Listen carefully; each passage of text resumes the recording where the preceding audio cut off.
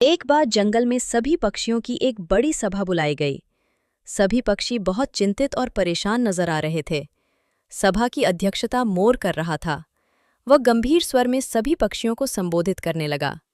मोर बोला, हमारे राजा गरुड़ हैं, लेकिन वे हमसे दूर रहते हैं और हमारी समस्याएं नहीं सुनते।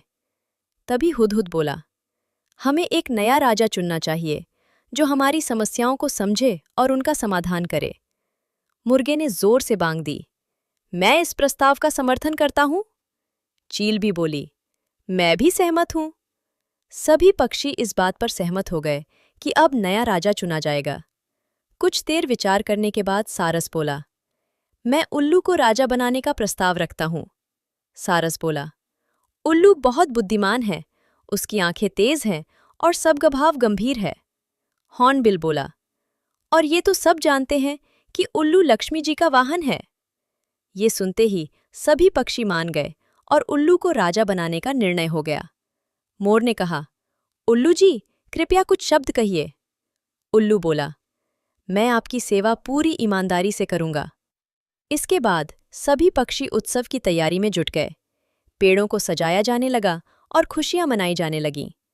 कहीं फूल सजाए जा रहे थे तो कहीं पूजा की तैयारियां चल रही थीं। पूरा जंगल उत्सव के रंग में डूब गया था। उल्लू को लक्ष्मी जी के मंदिर ले जाने की तैयारी हुई, ताकि विधि विधान से उसका राज्याभिषेक हो सके। उसी समय एक कौवा वहां आ पहुंचा। चारों ओर का माहौल देखकर वह हैरान रह गया। कौवा बोला, मुझे क्यों नहीं बुलाया गया? क्या मैं पक्षी नहीं हूं? जब उसे पूरी बात पता चली तो वह गुस्से से भर गया और बोला, तुम लोग उल्लू को राजा बना रहे हो? कौवा बोला, उल्लू दिन में कुछ नहीं देख सकता, वो तुम्हारी समस्याएं कैसे सुलझाएगा? कौवे की बातें सुनकर पक्षी सोच में पड़ गए। उनके मन में संदेह पैदा होने लगा। धीरे धीरे सभी पक्षी वहां से जाने लगे।